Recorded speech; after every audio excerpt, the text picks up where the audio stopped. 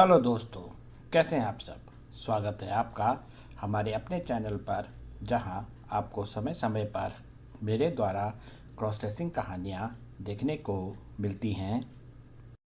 हमारी आज की कहानी का शीर्षक है भाभीियों ने देवर को ज़बरदस्ती दुल्हन बनाया। यह कहानी 4 भागों में है। मुझे पूरी उम्मीद है आपको यह कहानी ज़रूर पसंद आएगी। कहानी के सभी भाग आज ही की तारीख में इस समय के हिसाब से देखिए। कहानी का पहला भाग दोपहर 2:30 बजे, कहानी का दूसरा भाग 2:45 पर, कहानी का तीसरा भाग 3 बजे और कहानी का अंतिम भाग 3:15 पर।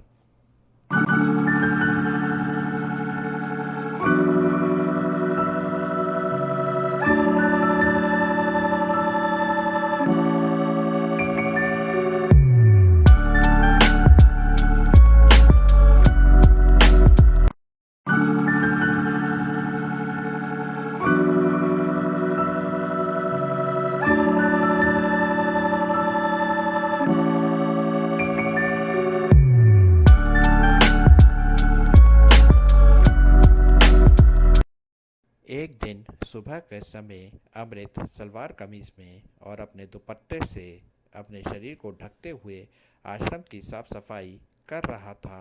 तभी अमृत की तीनों भाभी एक साथ अमृत के सामने आ गई। अमृत को आश्रम की वर्दी यानी गुलाबी सलवार कमीज में साफ सफाई करते देख तीनों भाभी मुस्कुराने लगी। अमृत ने तीनों को एक साथ मुस्कुराते देखते हुए अपना मुंह अपने दुपट्टे से छुपा लिया। ऐसा करते हुए अमृत के हाथों की चूड़ियों और पायलियों का शोर आ रहा था।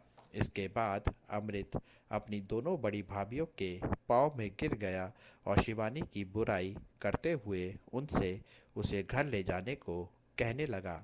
इतना हो जाने के बाद भी अमृत अभी तक अपनी गलती नहीं मान रहा था। वह आज भी इस सब के लिए शिवानी को गलत बता रहा था। तीनों भाभीियों ने अमृत के सामने ही तय किया कि अमृत को सुधारने के लिए उनको अपना अगला कदम उठाना ही पड़ेगा। क्या होने वाला था वह कदम?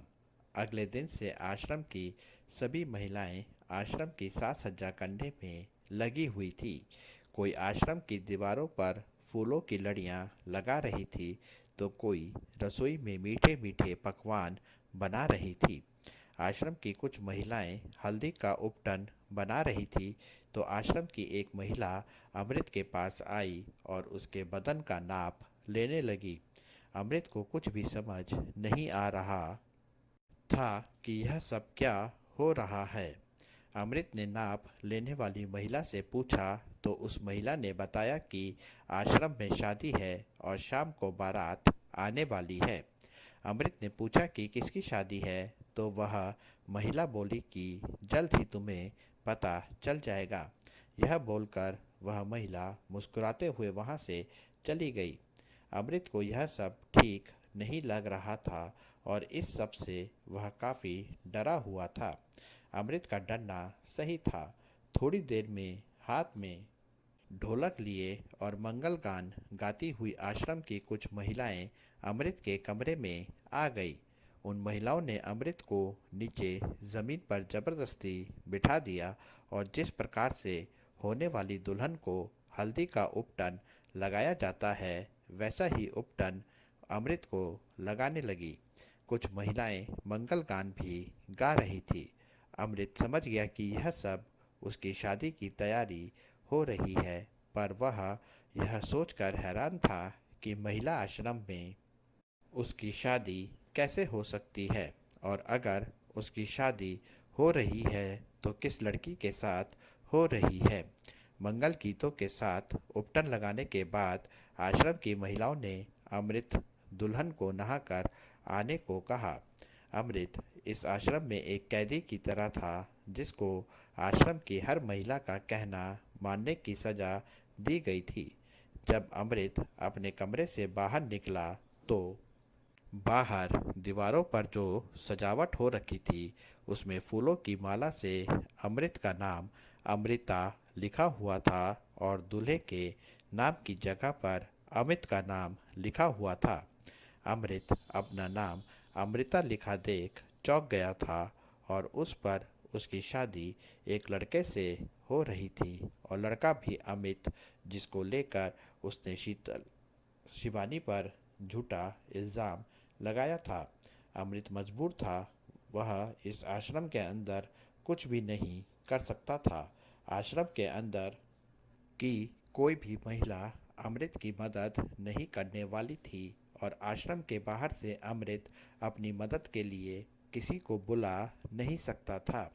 अमृत नहाने को चला गया और थोड़ी देर बाद दूसरा सलवार कमीज पहनकर अपने कमरे में आ गया। इसके बाद आश्रम की महिलाओं ने अमृत के हाथों में, उसके बाजुओं तक और पैरों में घुटनों तक मेहंदी लगा दी। आज अमृत का दिन था। शाम को अमृत की बारात आने वाली थी और अमृत को अमृता के रूप में तैयार होना था। इसलिए आश्रम की महिलाओं ने अमृत को खाने के लिए खाना दिया और उसको आराम करने का बोलकर कमरे से बाहर चली गई। आश्रम में साज सज्जा का कार्यक्रम चल रहा था। आश्रम की रसोई में पकवान बनाए जा रहे थे। अमृत दुल्हन के लिए लहंगा चोली की फिटिंग की जा रही थी और अमृत दुल्हन को शादी में किसी प्रकार का तनाव न आए, इसके लिए अमृत दुल्हन को आराम करने दिया जा रहा था। शाम तक सभी तैयारी कर ली गई थी। महिला आश्रम में महिलाओं को रोजगार देने के इरादे से ब्यूटी पार्लर थे, जिसमें से कुछ महिलाएं अमृत दुल्हन का साज श्रृंगार करने के लिए आ गई थी। अमृत दुल्हन का लहंगा चोली की फिटिंग भी अमृत के शरीर के नाप की कर दी गई थी। अब तो बस दुल्हन का सजना ही बाकी था। बारात आने में कुछ समय ही बाकी था और बारात पहुंचने से पहले ही दुल्हन के रिश्तेदार आश्रम में आने लगे थे। दुल्हन का साथ देने को दुल्हन की 3 भाभियां आ गई थी। अपनी बदनामी हो जाने के डर से अब अमृत अपनी 3 भाभियों के सामने हाथ जोड़कर माफ़ी मांगने लगा। पूरी जिंदगी अमृत ने नारी शक्ति को अपने सामने कुछ समझा ही नहीं था। हमेशा नारी का उसने अपमान ही किया और आज वह खुद एक नारी के समान दुल्हन के लिबास में सज धज कर किसी पुरुष की पत्नी बनने वाला था। अमृत ने अपने किए कुकर्मों के लिए शिवानी से भी माफ़ी मांगी और अब अमृत को माफ़ी दे देना सही नहीं था। अमृत अभी भी अपनी बदनामी के डर से माफ़ी मांग रहा था। अमृत की बड़ी भाभीियों ने आश्रम की महिलाओं से दुल्हन को जल्दी से जल्दी तैयार करने को कहा। इसके बाद अमृत को पहनने को लहंगा चोली दिया गया और फिर शुरू हुआ अमृत का साज श्रृंगार।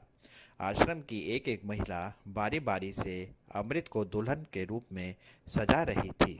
कोई अमृत की मर्दों वाली कलाइयों में चूड़ियाँ पहना रही थी तो कोई महिला अमृत के दुपट्टे को उसके सर पर सही से लगा रही थी। कोई महिला अमृता को पायल पहना रही थी तो कोई महिला अमृता के होठों और गालों पर लाली लगा रही थी। ऐसा लग रहा था कि आश्रम की हर महिला अमृत पर अपनी कारीगरी दिखा रही हो और अमृत उन सब महिलाओं के बीच अपनी पलकें नीचे किए हुए बैठा था। आश्रम की हर महिला को पूरा मौका मिल रहा था अमृत पर अपनी कारीगरी दिखाने का और फिर थोड़ी देर में अमित दूल्हा बना आश्रम के द्वार पर आ गया। अब अमृत पर कोई नज़र नहीं रखी जा रही थी और ऐसे में अमृत ने आश्रम से भागने की सोची।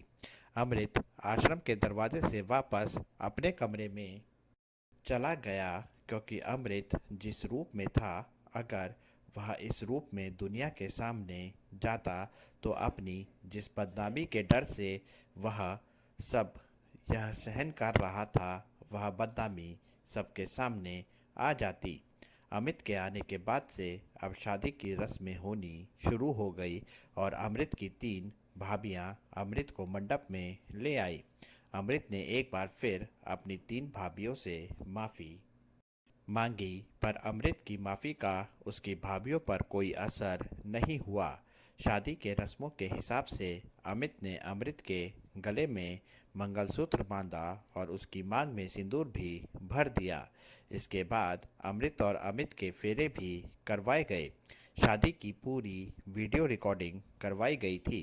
यह वीडियो रिकॉर्डिंग अमृत के लिए एक प्रकार की चेतावनी थी कि अगर भविष्य में उसने फिर कभी नारी शक्ति का अपमान किया तो दुनिया के सामने उसकी यह सच्चाई दिखा दी जाएगी। इस सब के बाद अमृत को आज़ाद कर दिया गया और उसे उसके मर्दाना कपड़े पैंट शर्ट वापस कर दी गई। अमृत अपनी बदनामी के डर से सहम कर रह गया था। अमृत को अपने मन में यह विश्वास करने में मुश्किल आ रही थी कि जिस नारी शक्ति को उसने हमेशा कमज़ोर समझा था, उस नारी शक्ति ने एक होकर आज उससे अपना बदला इस तरह से ले लिया था। अमृत अपने घर आ गया और फिर कभी भविष्य में अमृत ने कभी नारी शक्ति का अपमान न करने का फैसला अपने मन में पक्का कर लिया। मेरी बहनों, आपकी इस पर क्या राय है? नारी शक्ति ने क्या यह सही कदम उठाया था? कमेंट सेक्शन में अपनी राय ज़रूर दीजिएगा। आपका अपना नयन भास्कर।